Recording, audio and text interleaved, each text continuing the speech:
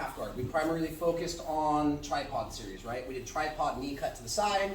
We did tripod knee cut to the side if they hang on my foot. I kick and I clear. We did tripod to 3/4 mount, double underhooks, shoelace pass to the mount. And I think the last one we did on Friday was tripod up, getting my hips off, putting my shin in, and kind of extracting my leg with the back step. All right, so that was the first couple techniques we're gonna go over when we're talking about the top.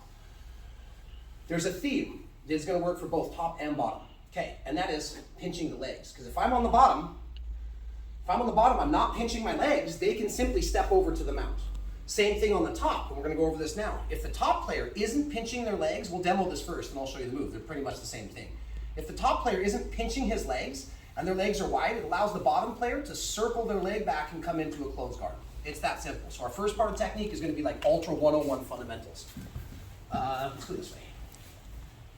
So, go ahead and get head control. If I on the bottom am not squeezing the thighs, okay, and my legs are open, all Aaron has to do is pull his legs out, do a back step, and he goes to the mount or he goes to side control.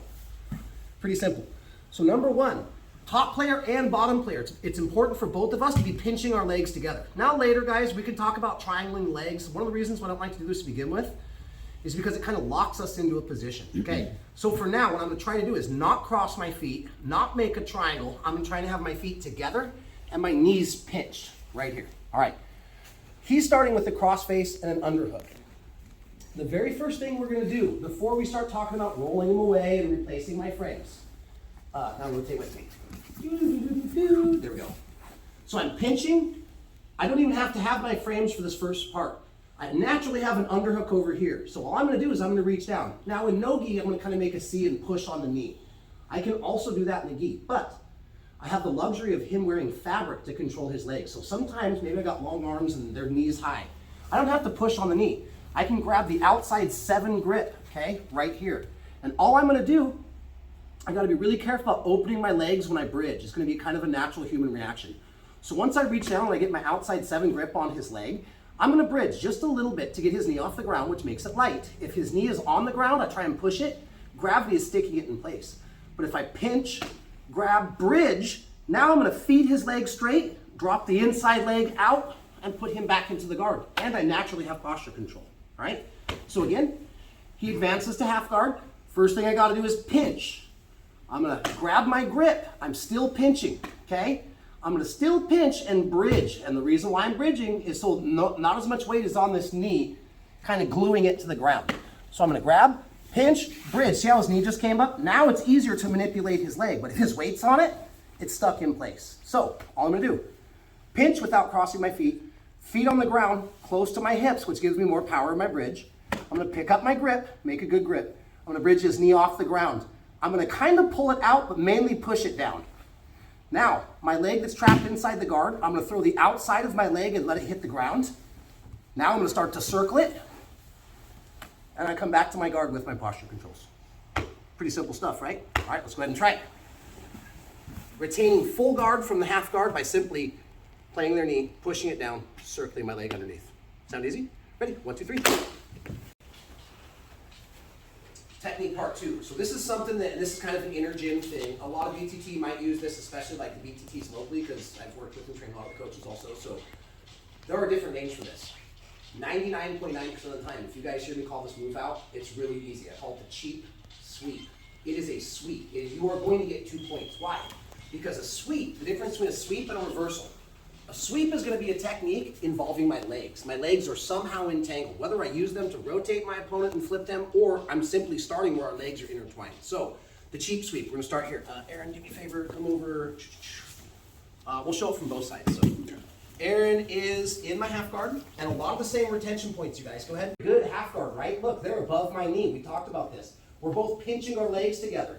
He has the cross face and the underhook, so this is really good for him. It doesn't mean that I'm in a bad position, it just means there's some things I've got to do first. Normally I would show the part 3 that we're going to do today as part number 2, but I want to work this in a specific series. So sometimes I can't get my frames in. I can't get my frame in here, I can't swim my arm in. Of course we know we can roll away, but we'll cover that in a minute. So the cheap sweep is going to be like this. Very first thing, a minute ago, I brought my hand down here. He already has the overhook, I naturally have an underhook. So I'm gonna come down here, I'm gonna try and bridge and feed the leg, but guess what? Not every move works 100% of the time. So we're gonna go through our checklist. I'd rather get to close guard first, especially as like white and blue belt, I'm more familiar with that. I come down, but guess what? Maybe he's got a really good pinch on his legs. Maybe he's got really long legs that have to reach way down for his knee. I try to circle, I can't escape my knee. This doesn't mean I roll over and die. So what I'm gonna do is, I tried my full regard, didn't work. I'm simply gonna let go, make a C with my hand. I like to slap the lat and drive it up into the armpit. If I just reach for the armpit, sometimes I end up on the arm. I'm not trying to manipulate his arm. I'm trying to be able to push his body mass.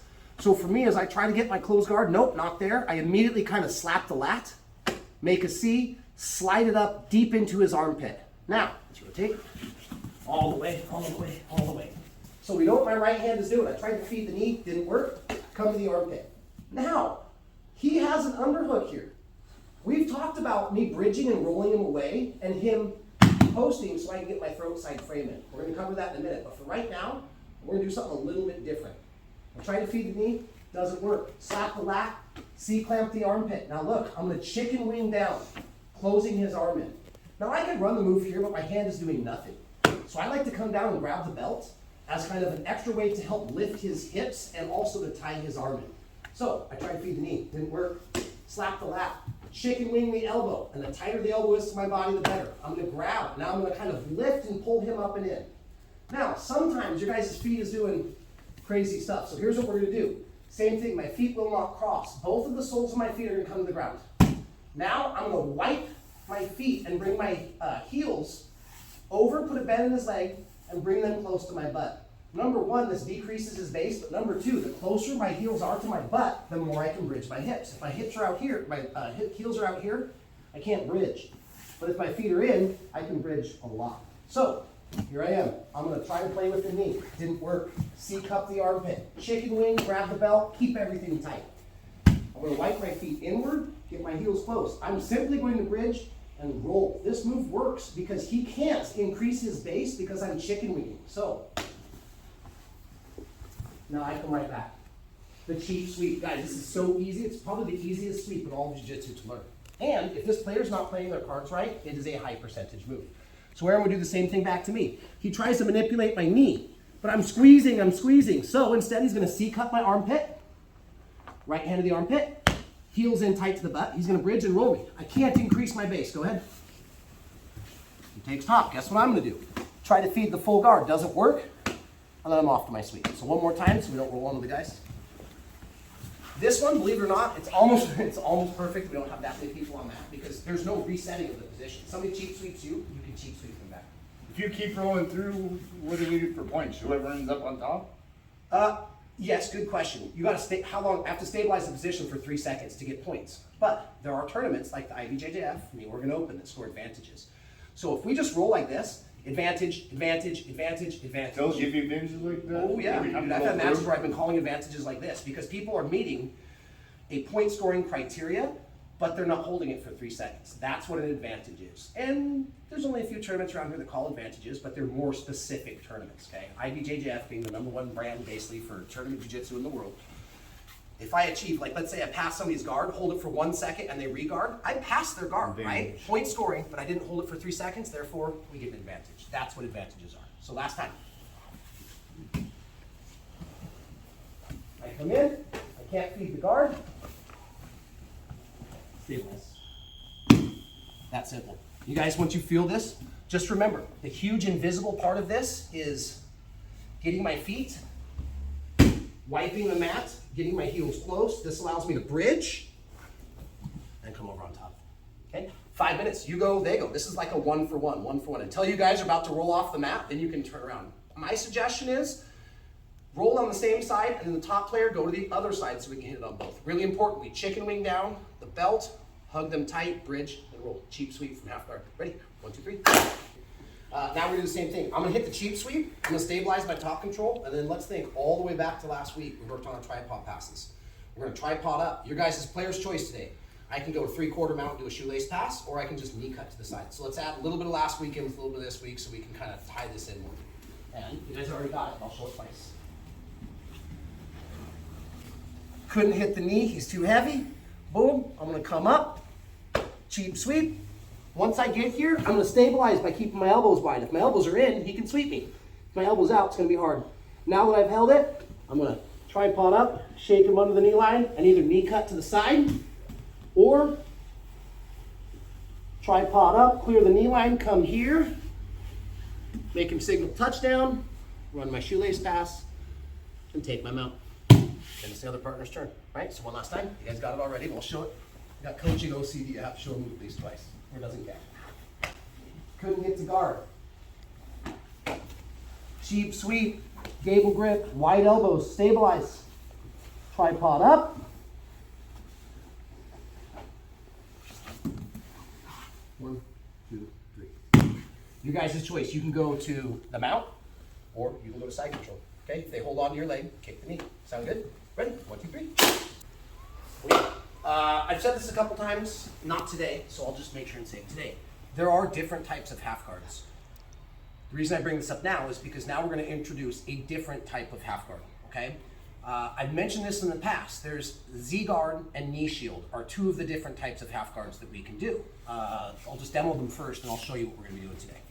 So these types of half guards is when I can keep Aaron's chest off of me, all right?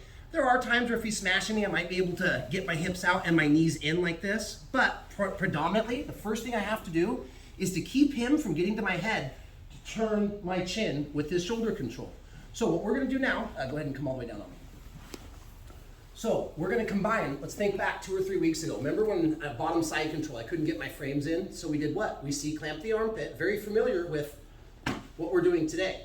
We C-clamped the armpit, and I turned my chest, and then I extended my triceps. Aaron has a choice. He either keeps his underhook and gets rolled, or he bases out. If he bases out, that allows me to swim my throat side frame in. So we're gonna go kind of back in time a couple weeks ago from what we were doing. I'm in my bottom side control. I have no frames, okay? So he's controlling my posture and my ability to stay off my shoulder blades. So I'm gonna go right for the C-clamp on the armpit. I'm gonna do the same thing.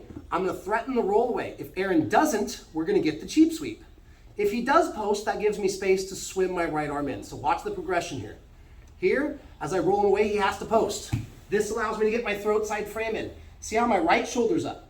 I'm gonna roll back past where I started on 2 shoulder blades. As I come here, I'm gonna be giving him a little pressure on the throat. Now watch my hand. I'm just gonna go like this. I'm gonna put my palm towards myself, roll the back of my hand under, onto his bicep, turn my palm out, and I'm gonna block. And again, with the gi, I have the luxury of not just blocking, I can grab the fabric. Why am I grabbing his arm?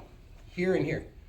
So he can't get to my head. If he can get to my head and lay me down, I'm flat right here. So it's very important that once I get my throat side frame in, I roll hard back towards the hips, leave the armpit, come underneath, and block his elbow so that he cannot control my head. So it just starts like this. Now, when I do this, see I'm on my side? I could shrimp away and pull my guard, sure. But today, go ahead and start again. I'm gonna threaten the roll away, get my throat side frame, come back, I'm gonna block the elbow to keep his shoulder off of my chin. Under here, keep this out. Now, all I'm gonna do is plant my feet. I'm gonna move my hips out from underneath him, shrimp a little tiny bit because I want my shin, kind of like in a scissor sweep, I want my shin in front of his hips. Move away. Shin goes in, and I stick my shin. Now, I can't tell what color Aaron's belt is because my leg is blocking it. And again, small detail. My foot out here, guys, at a later point, if I leave it dangling over here, he's gonna be able to attack ankle submission. So I wanna keep, if I had shoelaces, tight to his hip. So when I come up, my body is kind of in the shape, if someone were to take a picture of me from the ceiling and Aaron wasn't here, my body's in the shape of a Z, and I'm in a guard. This is why we call this Z guard, okay? Knee shield is gonna be where my knee is up, sorry, Aaron. And now if he tries to drive into me, my knee is shielding me from the weight. So we're not gonna talk about knee shield today, but knee shield and Z-guard are very, very similar. Knee shield, Z-guard. Today we're going into Z-guard. So last time, let's go head on you. I'm getting smashed. I'm gonna threaten the roll away. If he doesn't post, I get the cheap sweep. If he does, throat frame, pommel, elbow. Now I'm gonna escape my hips and get, now I have 1, 2, 3 solid frames in between. Now when he tries to smash me, go ahead. Nope. And if I want to, I can always push him away, extract my leg, pull him back into the guard, where all of my fun stuff is gonna come from, okay? We won't worry about the arm bar and the other transitions, but just so we know what can come after this. Get to the Z guard. Z guard. Here, if you were to take a picture, my body looks like a Z, and I'm in the guard, hence the term Z guard, okay? All right, same thing, guys. Let's play with this for 5 minutes. Let's have the bottom player go 4 times, and then switch, top player go 4 times. Top player, when they end up in Z guard, do that thing we did last week where you just kind of wipe the knee out of the way, flatten them back out, make them go roll away, bicep frame, shrimp, Z guard. Push the knee, reset. Sound good? All right, 5 minutes. You go 4 times, they go 4 times. Ready? 1, 2, 3.